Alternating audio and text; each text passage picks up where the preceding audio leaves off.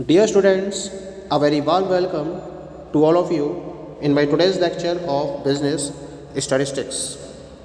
In today's lecture, we will discuss upon regression analysis. The very first topic under regression analysis is the concept of regression. क्या concept है regression का? Regression is a statistical method used in finance, investing and other disciplines that attempts to determine the strength and character of the relationship between one dependent variable and a series of other variables known as independent variables.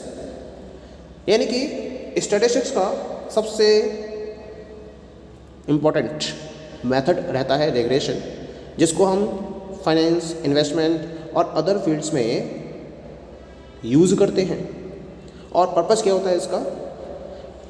Purpose होता है दो variables के बीच के, दो या दो से ज़्यादा वेरिएबल्स के बीच के रिलेशन को स्टडी करना, उनकी स्ट्रेंथ और उनके कैरेक्टर को डिटरमाइन करना, जिसमें से एक वेरिएबल डिपेंडेंट वेरिएबल होता है और जो बाकी अदर वेरिएबल्स होते हैं वो इंडिपेंडेंट वेरिएबल्स होते हैं. तो इनके बीच के रिलेशन को स्टडी किया जाता है with the help of the regression. In this way, the regression analysis is a statistical tool used to determine the probable change in one variable for the given amount of change in another.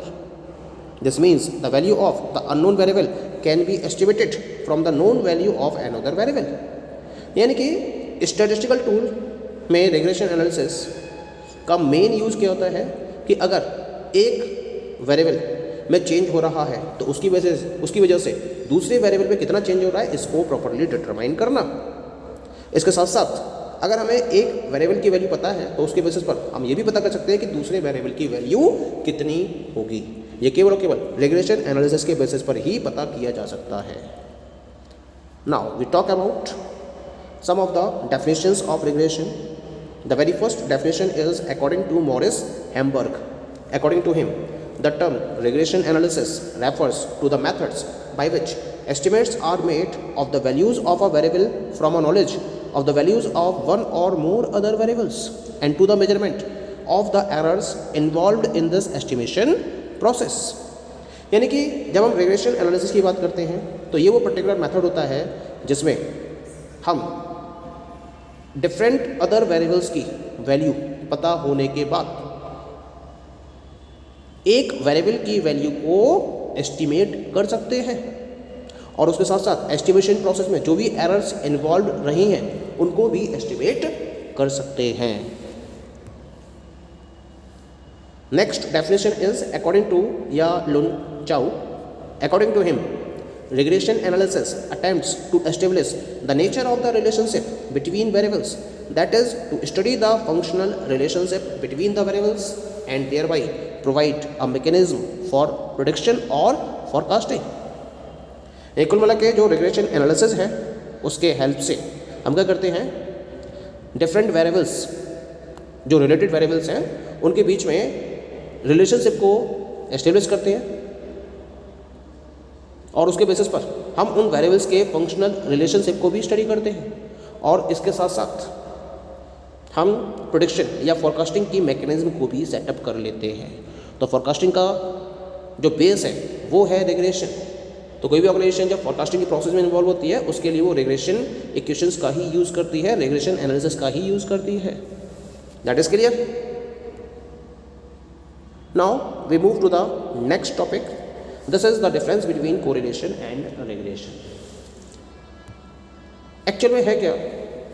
Regression के basis पर भी हमें यह पता चलता है कि दो या दो से ज़्यादा वेरिएबल्स के बीच में किस तरीके का रिलेशनशिप है और कोरिलेशन भी आपको यही बताती है. दो या दो से ज़्यादा वेरिएबल्स के बीच के रिलेशन को भी आप कोरिलेशन से डिफाइन कर सकते हो. तो फिर बात ये आती है कि कोरिलेशन और रिग्रेशन में डिफरेंस क्या रह गया. अगर रिग्रेशन भी वही बता रहा है जो कोरिलेशन बता रहा है तो फिर इनके बीच में कुछ पॉइंट्स ऑफ डिफरेंस तो होने चाहिए जिसकी वजह से आप अलग अलग इनको स्टडी कर रहे हो.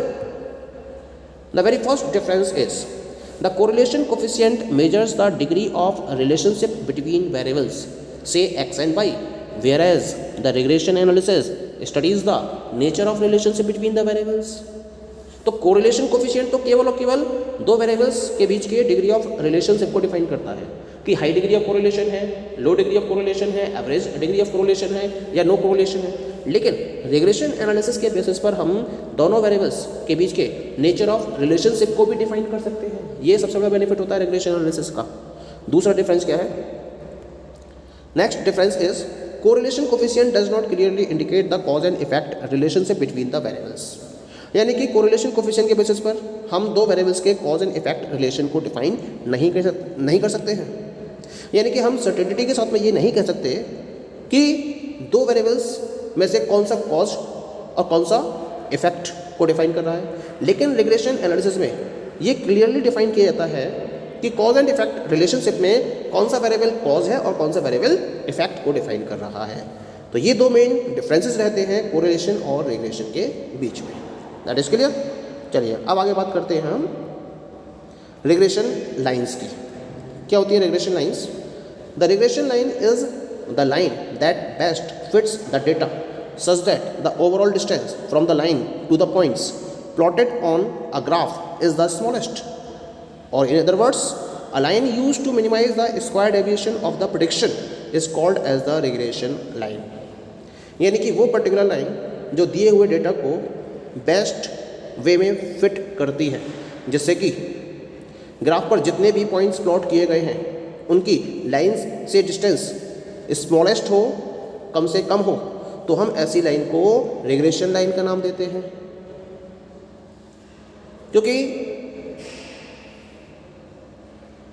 वेरिएबल्स के तौर पर number of regression lines possible होती हैं, यानी कि जितने नंबर ऑफ वेरिएबल्स होंगे उतनी ही रिग्रेशन लाइन पॉसिबल होती हैं। कन्वीनियंस के पॉइंट ऑफ व्यू से हम ये मान लेते हैं कि दो वेरिएबल्स एग्जिस्ट कर रहे हैं, एक है वेरिएबल x और दूसरा है वेरिएबल y। तो उस केस में क्या होगा? There will be only two regression lines. The very first is known as the regression line of y on x। This gives the most probable values of y from the given values of x। यानी कि यहाँ आपको x की values दे रखी होती हैं और उसके बेसिस पर आप y की वैल्यूज को कैलकुलेट कर सकते हो, डिटरमाइन कर सकते हो। तो हम इसे बोलते हैं regression line of y on x। और दूसरी होती है इसके अंदर regression line of x on y। x on y का मतलब क्या होगा? Here it gives the most probable values of x from the given values of y। यानी कि y की दी हुई वैल्यूज के लिए हम x की डिफरेंट प्रोबेबल वैल्यूज को डिटरमाइन कर सकते हैं with the help of regression line of x on y। ठीक है, चलिए अब आगे बात करते हैं हम नेक्स्ट टॉपिक की। This is regression equations. क्या मतलब है रिग्रेशन इक्वेशंस का? The regression equation is the algebraic expression of the regression lines. It is used to predict the values of the dependent variable from the given values of independent variables. यानी कि जब आप regression lines को algebraic वे में express करते हो तो हम इसे रिग्रेशन इक्वेशन का नाम देते हैं। यानी कि रिग्रेशन लाइन और रिग्रेशन इक्वेशन दोनों एक दूसरे से रिलेटेड कॉन्सेप्ट्स हैं। रिग्रेशन लाइंस थियोरेटिकल वे में एक्सप्रेस करती है और जब उसी थ्योरी को आप अलजेब्रिक वे में एक्सप्रेस करते हो तो वही क्या बन जाता है? रिग्रेशन इक्वेशन बन जाता है। जब हमें इंडिपेंडेंट वेरिएबल की दी हुई वैल्यूज़ के लिए डिपेंडेंट वेरिएबल्स की वैल्यूज़ को प्रेडिक्ट करना होता है तो हम रिग्रेशन इक्वेशन का ही प्रॉपर यूज़ करते हैं।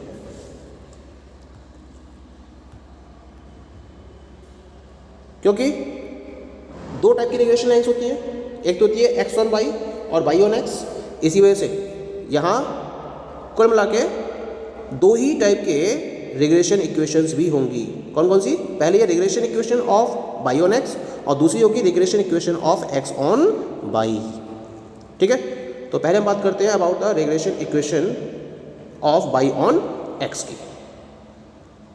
This is used to describe the variations in the values of y from the given changes in the values of x। यानी कि इसमें क्या होता है, आपके पास x की डिफरेंट वैल्यूज दे रखी होती है और x की इन डिफरेंट वैल्यूज़ के रेफरेंस में आप y की डिफरेंट वैल्यूज़ को डिटरमाइन कर सकते हैं। इसको एक्सप्रेस करने का तरीका होता है क्या है? y is equal to a plus b x. यहाँ जो y है वो है डिपेंडेंट वेरिएबल, x है इंडिपेंडेंट वेरिएबल और a और b ये दोनों कांस्टेंट पैरामीटर्स कहलाए जाते हैं और लाइन की पोजीशन को प्रॉपर्ली डिफाइन करते हैं। जब मैं a पैरामीटर की बात करता हूँ that it defines the level of the fitted line, यानी कि the distance of a line above और बिलो द ऑरिजिन। ऑरिजिन से लाइन की डिस्टेंस कितनी है इसको हम ए से इंडिकेट करते हैं, और पैरामीटर जो बी है वो लाइन के स्लोप को डिफाइन करता है, यानी कि अगर हम एक्स की वैल्यू में चेंज करते हैं तो उसकी वजह से वाई की वैल्यू में किस रेट से चेंज होगा, इसे हम लाइन के स्लोप के नाम से जानते हैं और इसको हम बी से रिप्रेजेंट करते हैं।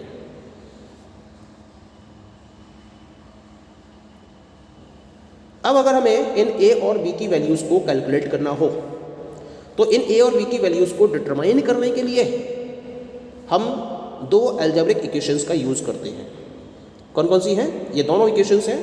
पहली इक्वेशन है summation y is equal to n a plus b summation x, और दूसरी इक्वेशन है summation x y is equal to a summation x plus b summation x square. इन दोनों इक्वेशंस का प्रॉपर्ली यूज़ करते हुए हम पैरामीटर ए और बी की वैल्यूज़ को प्रॉपर्ली कैलकुलेट कर सकते हैं। ठीक है, चलिए अब आगे बात करते हैं दूसरी इक्वेशन की।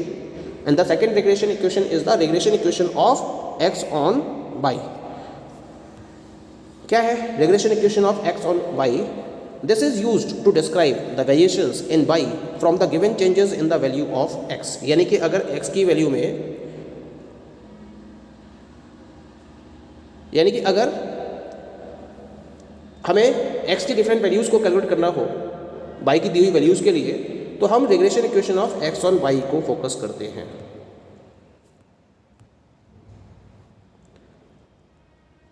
किस तरह से एक्सप्रेस कर सकते हैं उसको हम? x is equal to a plus b y. ठीक है, ये इसका एक्सप्रेशन हो गया। जहाँ फिर से जो x है, अब यहाँ पर x क्या होगा? यहाँ x डिपेंडेंट वेरिएबल है और y इंडिपेंडेंट वेरिएबल है। ए और बी कांस्टेंट पैरामीटर्स हैं। ए लेवल ऑफ फिटेड लाइन को बताएगा और बी लाइन के स्लोप को डिफाइन करेगा। ठीक है, अब अगर मुझे ए और बी की वैल्यू को प्रॉपर्ली डिटरमाइन करना हो तो उसके लिए हम दो नॉर्मल इक्वेशंस का यूज़ करते हैं, और वो दोनों नॉर्मल इक्वेशंस कौन सी हैं? ये है इक्वेशंस।